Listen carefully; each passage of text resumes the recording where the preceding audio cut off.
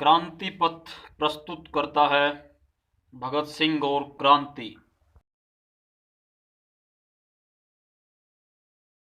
नमस्ते साथियों, मैं सोनू आर्य और आप देख रहे हैं क्रांति पथ। स्वागत है आप सबका हमारे YouTube चैनल में। और आज बात करेंगे भगत सिंह और क्रांति। जी हाँ, एक इतिहास पुरुष और दूसरा उसके जीवन का लक्ष्य, उसके जीवन का उद्देश्य है। किस प्रकार का क्रांतिकारी जीवन उन्होंने जिया और एक इतिहास पुरुष के क्या मायने हैं, क्रांति से उनका क्या आशय रहा, किस प्रकार वो क्रांति को किस परिवेश में देखते थे, वर्तमान समाज व्यवस्था और उस समय की समाज व्यवस्था में कितना अंतर रहा, हम क्रांति को किस प्रकार देखते हैं। क्रांति से आपका आशय खूनी उथल पुथल या महज संघर्ष से है? क्रांति से आपका आशय व्यक्तिगत प्रतिशोध से है या क्रांति से आपका आशय बम और पिस्तौल की संस्कृति से है? जी नहीं, क्रांति से इन सब का कोई लेना देना नहीं है। 8 अप्रैल 1929 दिल्ली की सेशन अदालत के अंदर जब बम फेंके गए, भरी अदालत के अंदर बटुकेश्वर दत्त और शहीद आजम भगत सिंह जी ने वो बम फेंके थे। उस दिन के बाद एक बहुत बड़ी बहस प्रारंभ हो गई।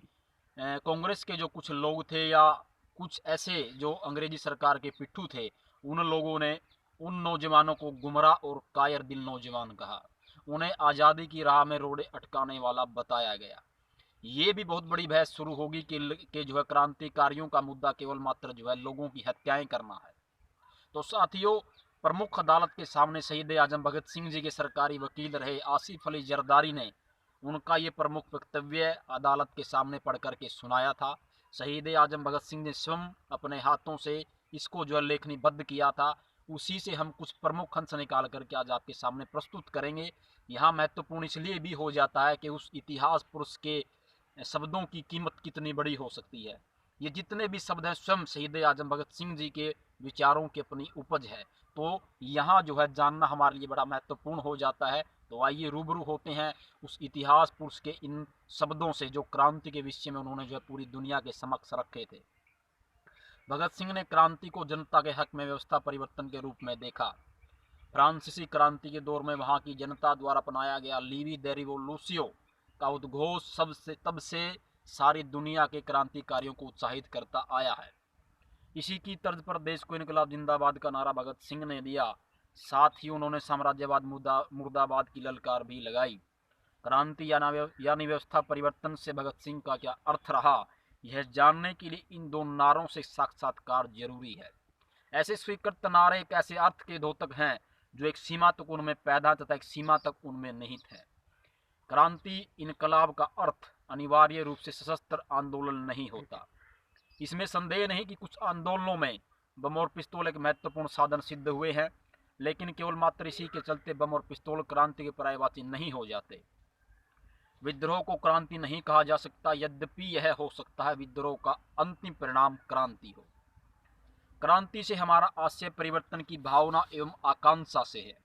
लोग साधारणतः जीवन की परंपरागत दशाओं के साथ चिपक के रह जाते हैं और परिवर्तन के विचार मात्र से कांपने लगते हैं। यह एक अकर्मण्यता की भावना है। दूसरे शब्दों में कहा जा सकता है अकर्मण्यता का वातावरण निर्मित हो जाता है और रूढ़िवादी शक्तियां मानव समाज को कुमार्ग पर ले जाती हैं। ये परिस्थितियां मानव समाज की प्रगति में बाधा डालने के लिए संगठित हो जाती हैं। ऐसी परिस्थिति में मानव समाज की आत्मा क्रांति की भावना से स्थायी तौर पर ओतप्रोत रहनी चाहिए, जिससे कि एक आदर्श समाज व्यवस्था संसार को बिगड़ने से रोक सके। यह है हमारा अभिप्राय, जिसको हृदय में रखकर हम इनकलाब जिंदाबाद का नारा ऊंचा करते हैं। इनकलाब जिंदाबाद महज विदेशी शासकों को देश से भगाना नहीं होता। गदर पार्टी के क्रांतिकारी रहे लाला रामशरण दास की किताब ड्रीम लैंड की भूमिका में शहीद आजम भगत सिंह जी लिखते हैं, एक गदर पार्टी को छोड़कर जिसने अमेरिकी ढंग से प्रेरित होकर स्पष्ट कहा था कि वह भारत की मौजूदा सरकार को हटाकर उसके स्थान पर प्रजातांत्रिक प्रकार की पार्टी की स्थापना करना चाहती है। अपनी पूरी कोशिशों के बावजूद मुझे देश के अंदर ऐसी कोई भी राजनीतिक पार्टी नहीं मिली जिससे इस बात का स्पष्ट ज्ञान हो सके कि वह किस बात के हित के लिए लड़ रही है। अन्य सभी पार्टियों में जो लोग थे वो महज इतना जानते थे कि उन्हें विदेशी शासकों से लड़ना है। ये विचार अपने आप में सराहनीय है, लेकिन हम इसे क्रांतिकारी विचारधारा नहीं कह सकते। हम यहाँ स्पष्ट कर देना चाहते हैं, क्रांति से हमारा आशय केवल मात्र खूनी उथल पुथल या महज संघर्ष नहीं, जब भी हम क्रांति की बात करते हैं तो उसमें मौजूदा हालात को पूरी तरह ध्वंस करने के बाद समाज के व्यवस्थित पुनर्गठन के कार्यक्रम की बात निहित होती है।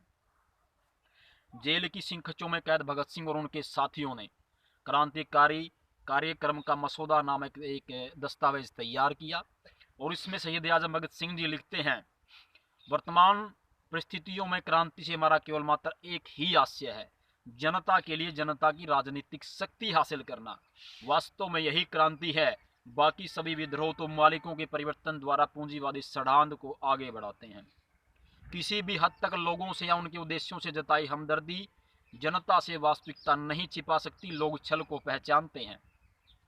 भारत में हम भारतीय श्रमिक के शासन से कम करना कुछ चाहते नहीं। भारत में फैले साम्राज्यवादियों और उनके मददगारों को हटाकर जो कि उसी आर्थिक व्यवस्था के पैरोकार हैं, आगे आना है। हम गोरी बुराई की जगह काली बुराई को लाकर कष्ट नहीं उठाना चाहते। बुराइयां एक स्वार्थी समूह की तरह जो सदैव एक दूसरे का स्थान लेने के लिए तत्पर या उद्धत रहती हैं। अब भगत सिंह के अंश का जो दूसरा पहलू उसके ऊपर नजर डालते हैं, वो है साम्राज्यवाद मुर्दाबाद, डाउन विद इंपेरियलिज्म। अब यहाँ भगत सिंह जी लिखते हैं, साम्राज्यवाद मुर्दाबाद से हमारा तात्पर्य केवल मात्र ब्रिटिश साम्राज्य के प्रभुत्व को मिटाना नहीं, बल्कि उन तमाम परिस्थितियों की समाप्ति है जो गैर बराबरी के वातावरण को जन्म देती हैं, जो शोषण को संभव करती हैं। उदाहरण के तौर पर उत्पादक या श्रमिक समाज के अत्यंत आवश्यक तत्व होते हुए भी शोषक लोग उन्हें श्रम के फलों और मौलिक अधिकारों से वंचित कर देते हैं। एक और पूरी दुनिया के लिए अन्न उगाने वाला कृषक परिवार आज अपने पूरे परिवार के सहित भूख के कगार पर खड़ा है। पूरी दुनिया के बाजारों में कपड़े की पूर्ति करने वाले बुनकर अपने और अपने बच्चों के शरीर को ढांपने के लिए पूरे वस्त्र प्राप्त नहीं कर पाते।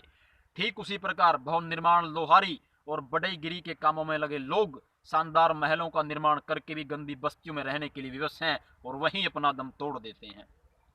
दूसरी तरफ समाज पर घुन की तरह जीने वाला पूंजीपति और शोषक समाज अपनी भयंकर सनक को पूरी करने के लिए अरबों रुपया पानी की तरह बहा रहा है। समाज में फैली विषमताएं और विकास के अवसरों की कृत्रिम असमानताएं मानव समाज को अराजकता की तरफ ले जा रही हैं। ये परिस्थिति सदैव के लिए नहीं रह सकती। वर्तमान समाज व्यवस्था एक ज्वालामुखी के मुख पर बैठी हुई आनंद मना रही है। शोषकों के बोध बच्चों की भांति हम एक भयंकर दरार के मुख पर बैठे हैं। सभ्यता का यह प्रसाद यदि समय रहते संभाला न गया तो शीघ्र ही चरमरा करके बैठ जाएगा। इसलिए देश को एक आमूलचूल परिवर्तन की आवश्यकता है और जो लोग इस बात के महत्व को समझते हैं उनका कर्तव्य बनता है कि वो समाजवादी सिद्धांतों पर चलते हुए समाज का पुनर्निर्माण करें। जब तक एक राष्ट्र के द्वारा दूसरे राष्ट्र और एक मनुष्य के द्वारा दूसरे मनुष्य के शोषण को, जो कि साम्राज्यवाद के नाम से विख्यात है, समाप्त नहीं कर दिया जाता, तब तक पूरी मानवता को उसके कलेशों से छुटकारा मिलना असंभव है। और तब तक समस्त विश्व के नेताओं के द्वारा विश्व शांति के युग का प्रादुर्भाव करना और विकास की बातें करना महज ढोंग के अतिरिक्त कुछ भी नहीं। यदि आपकी सरकार भारतीय समाज के मुखियों के ऊपर असर डालने में सफल हो जाए, कुछ सुविधाएं दे दे अथवा समझौते कर ले, इससे स्थिति बदल नहीं जाती, जनता पर इसका प्रभाव बहुत कम पड़ता है। 20 मार्च 1931 पंजाब के गवर्नर जनरल को लिखे पत्र में बहादुराना अपील करते हुए इन युद्धबंदियों ने लिखा, हम स्पष्ट कर देना चाहते हैं, युद्ध छिड़ा हुआ है और ये युद्ध जब तक जारी रहेगा जब तक शक्तिशाली लोगों ने भारतीय जनता और श्रमिकों की आय के साधनों के ऊपर अपना एकाधिकार स्थापित कर रखा है। चाहे ऐसे लोग अंग्रेज पूंजीपति हो, दूसरे अंग्रेज हो या सर्वदा वो लोग भारतीय ही क्यों न हो, उन सब ने मिलकर के आपस में एक लूट जारी कर रखी है। चाहे शुद्ध पूंजीपतियों के द्वारा निर्धनों का खून क्यों न चूसा जा रहा हो, तो भी स्थिति में कोई अंतर नहीं पड़ता। भगत सिंह के साथी क्रांतिकारी रहे विजय कुमार सिन्हा के शब्दों में 1905 से लेकर के असेंबली बम कांड तक वंदे मातरम इस देश का प्रिय राष्ट्रीय नारा था।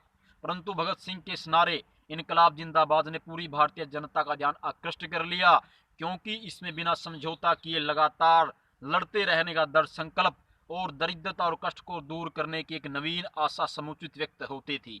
भारतीय जनता ने इस नारे को बड़ी ही शिद्दत से स्वीकारा। पंजाब की लाहौर हाईकोर्ट अपील में स्वयं भगत सिंह जी लिखते हैं, बम और पिस्तौल कभी क्रांति नहीं लाते, बल्कि इनकलाब की तलवार विचारों की शान पर तेज होती है। क्रांति की यही प्रक्रिया हमें क्रांति के उद्देश्यों तक ले जाती है। हम मनुष्य के जीवन को पवित्र समझते हैं हम ऐसे उज्जवल भविष्य में विश्वास रखते हैं जहां प्रत्येक व्यक्ति पूर्ण शांति और स्वतंत्रता का उपभोग कर सकेगा। मानव रक्त बहाने की व्यवस्था पर हम दुखी हैं, लेकिन क्रांति के द्वारा सबको समान न्याय दिलाने और एक मनुष्य के द्वारा दूसरे मनुष्य के शोषण को समाप्त कर देने के लिए क्रांति में कुछ व्यक्तियों के बलिदान का होना अनिवार्य है। और अब अंततः हम भगत सिंह के बहाने अपनी बात करते हैं। आज के समाज पर अगर नजर डाली जाए तो गैर बराबरी तीन तीखे रूपों में हमारे जीवन को आतंकित किए हुए है। स्त्री और मर्द के बीच का भेदभाव, जाति और धर्म के नाम पर आक्रामकता, अमीर और गरीब के बीच की खाई, बराबरी की नई मंजिलों को पाना इनकलाब जिंदाबाद हुआ। ठीक उसी प्रकार मनुष्य द्वारा मनुष्य के शोषण की तीन सर्वाधिक जानलेवा प्रचलित प्रणालियां हैं: सर्वव्यापी भ्रष्टाचार, मुनाफखोर बाजार और राष्ट्रवादी युद्ध। इन्हें अपने देश, समाज और पूरी दुनिया से बाहर निकालना ही साम्राज्यवाद मुर्दाबाद हुआ। अगर आप चाहें तो इस क्वायद में निश्चित रूप से अपनी भूमिका अदा करके प्रतिदिन इनकलाब जिंदाबाद और साम्राज्यवाद मुर्दाबाद कर सकते हैं। तो साथियों, ये थे शहीद आजम भगत सिंह जी के उनके लेखनीबद्ध विचार, जो मैंने अभी आपके समक्ष रखे। क्रांति के परिवेश में उनका जो दृष्टिकोण था वो कितना व्यापक था, और यही अंतर था एक क्रांतिकारियों में और एक जो है सुधारवादियों में। एक क्रांति है, दूसरा सुधारवाद। क्रांति वो है जब प्राचीन परतों को उखाड़ करके फेंक दिया जाता है और एक नई नवीन संरचना का निर्माण होता है, वो क्रांति कहलाती, परंतु बहुत कम समय में। और दूसरा सुधारवाद। सुधारवाद वो हो जब परिवर्तन तो होता है, परंतु परिवर्तन बहुत धीमे गति से होता है, बहुत धीरे धीरे परिवर्तन आता है, और परिवर्तन का जो सतर होता है वो उसके जो परिणाम होते हैं वो भी ज्यादा सार्थक नहीं होते। इसलिए साथियों, आज भी आवश्यकता राष्ट्र को क्रांति की, रेवोल्यूशन की। कितनी सारी पुरानी परतों को आज भी उखाड़ करके फेंकने की आवश्यकता है। आज भी बहरे कानों में क्रांति रूपी वैचारिक धमाके करने की आवश्यकता है। और जिस दिन हम सब ये करने में स्वतंत्र हो गए, जिस दिन हम सब इन व्यवस्थाओं को बदलने में सक्षम हो गए, सफल हो गए, उस दिन चहुं ओर से आपको केवल मात्र एक ही आवाज सुनाई देगी। और वो आवाज क्या होगी? वो आवाज होगी, भगत सिंह के खून का असर देख लेना और मिटा देंगे जालिम का घर देख लेना। आप सभी का धन्यवाद। सबको सादर नमस्ते। जय हिंद।